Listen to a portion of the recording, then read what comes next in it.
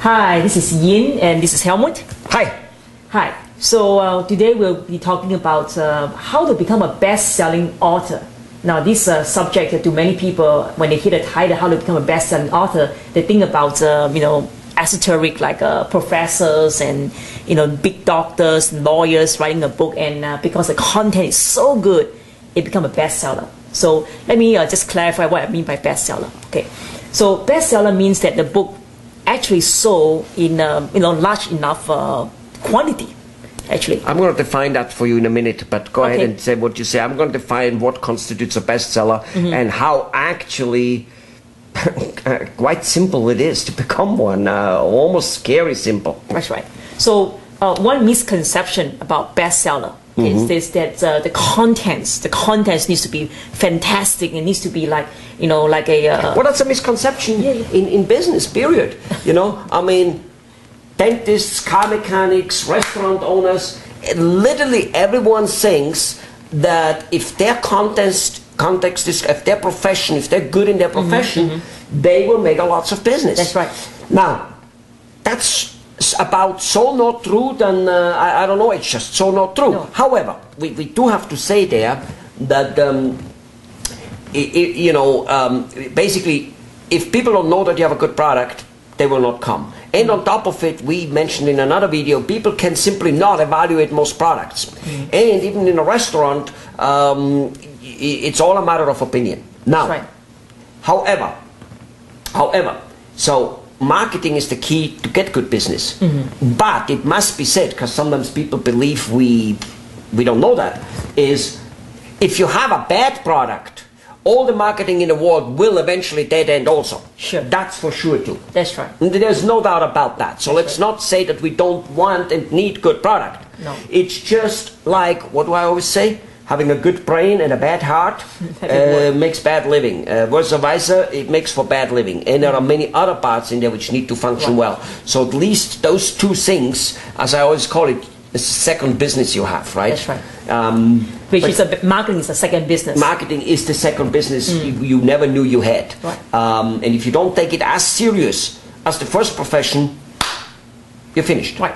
So that's why for a best-selling book, it's the same thing, right? People think like, how will you write a best-selling book?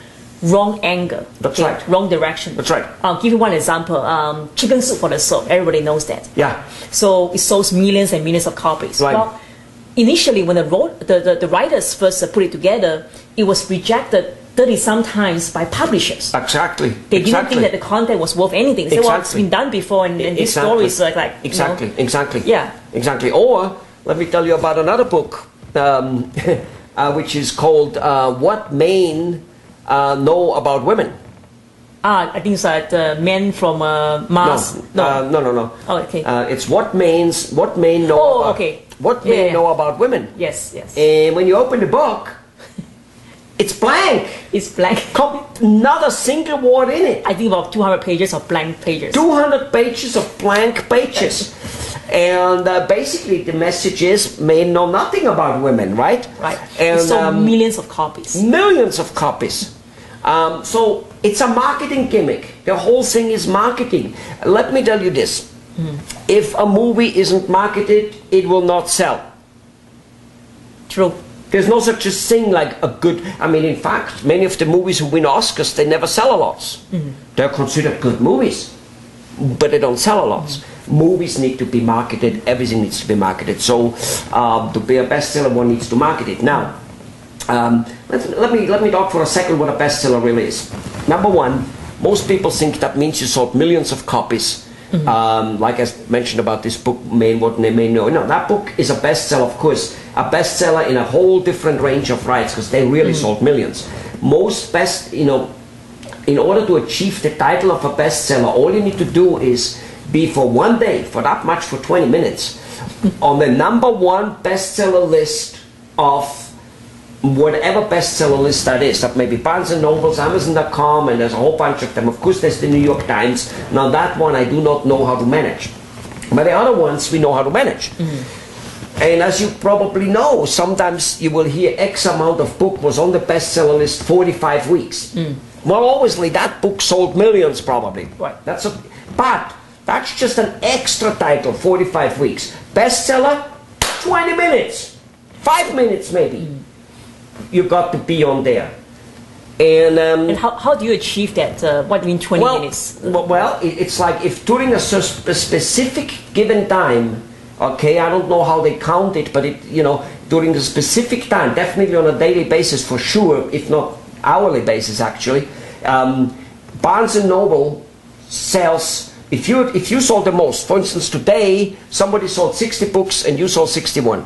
Then you sold the most. So I beat the competition. You beat the competition. However, what's going on here, a bestseller really constitutes to be between number 1 and between 100. Okay, so if my book sale falls into the top 100 books sold, let's say for Barnes & Nobles. It's a bestseller. It become a bestseller. If it is number 1, it is a number 1 bestseller. I see. So does this title then go away after the day is over, or what happens? No, you had it once.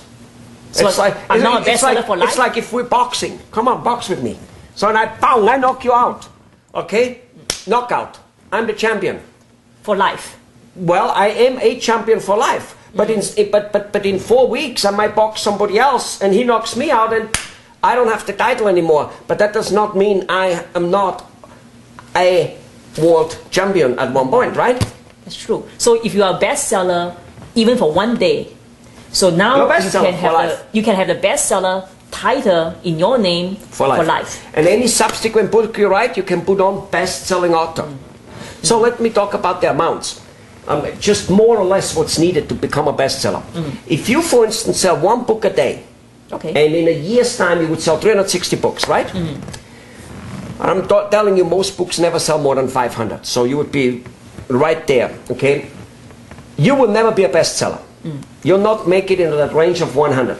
Okay. However, if you sell all those books in one day, those 360, there's a chance. Probably a high chance, a super high chance. Okay. Okay, and again, maybe you may need 2 books, maybe you may need 700. Okay, but yes, that chance is there. That you will do that. It's probably more like around the 700 or so. But either way, it all depends. If there's many other people who had a good book coming out during that season, it's a little bit like on 4th of July. Everybody tries to get the best movie. Brad Pitt, Tom Cruise, Julia Robertson. So it's hard to become a bestseller on such a opening July weekend. But it's easier to be one in a thing. So basically, you can be in a low season with, be a bestseller with few books, and in some type of high season week, which is difficult to predict, you can become with way more book and don't show up in the bestseller list. And I think the best part of this is that even if you do not become a bestseller that day, there's so many days in the whole year to try and do the campaign again. Yes. Yeah, and this is what it is. You make a campaign. I'm glad that you mentioned that. You make a campaign. There's your clients, your patients. Anyway, there is businesses out there in which we can contact, and we somehow make them buying the book in that one day.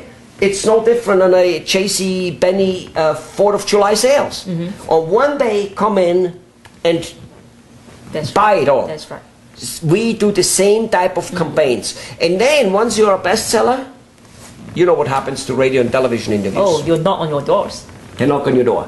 And once you're a bestseller, you have no idea, well, you do have an idea, Yin, of how many small and large business owners, non-profit organizations, churches will want to buy the book. Well, you need to help a little bit by making a sales presentation.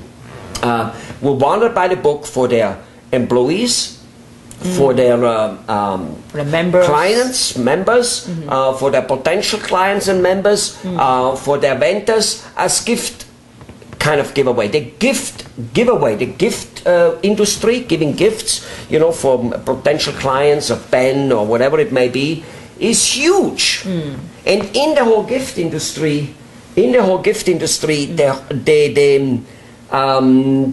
the book industry is huge in itself. So, and by doing so again, you probably will sell those books at wholesale prices to those companies. That's how they will buy it. They won't buy it at full price. Again, we're not after to make money. All we want to do is to get the book distributed by other people. Good. All right? Okay. Well, I hope you learned something. Okay? Bye-bye. bye.